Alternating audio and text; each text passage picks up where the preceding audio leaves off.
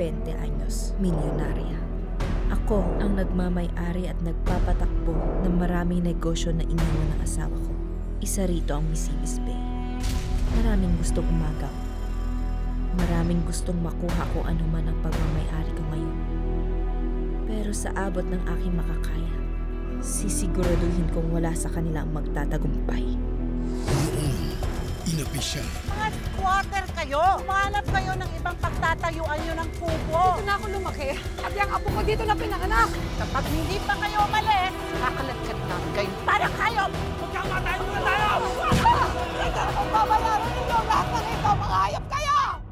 Ngayon, Ang ipangako mo sa akin ay wala kang gagawin na ikahihiya natin. Mahirap man tayo sa daga, meron naman tayong dangal. mamahalin siya. Pagkakitaan mo naman yung ganda mo. Para talaga kang ilalako. Tandaan mo, walang ibang tutulong sa'yo kundi ang sarili mo. Mamamatay kayong dilat ng lola mo. Ako si Anthony Cadiz. Natandaan mo ba ako? Batang-bata ka pa noon. Bata pa nga ako nun. Akala mo ba nakalimutan ko lang ginawa niya sa amin? Kasala ang pamilya ko sa pamilya mo. Gusto ko maayos ito. Welcome to Misibis Bay. Bukas, Kami ang mga anak ng may-ari. I'd like to introduce to you my girlfriend. magbabago Siya po yung pinalayas mo sa lupain na ngayon ay Misibis Bay. ang kapalaran niya. Maria Teresa, will you marry me?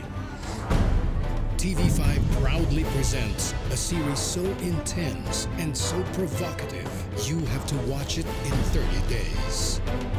Paano mo matutuhan mahalin ng tao yan? Ha? Dahil tinambakan ka din ng pera. Pagkakamatayan muna bago nila makuha ang Misibis Bay.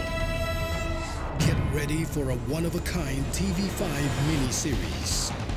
Mas mabilis, Mag-iingat ka sa nakaibiganin mo. mas kapanapanabik, I really enjoyed your party. Nakakis your boy. Hindi na kailangan. Baka maawa lang sa inyo sila sa mga. starring some of the country's most respected screen legends.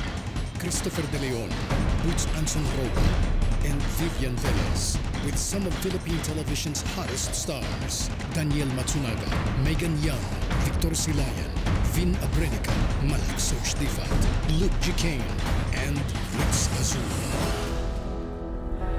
Shot in Bicol's premier island resort. Sa tingin mo ba, true love ang dahilan kung bakit na pinakasalan si Anthony?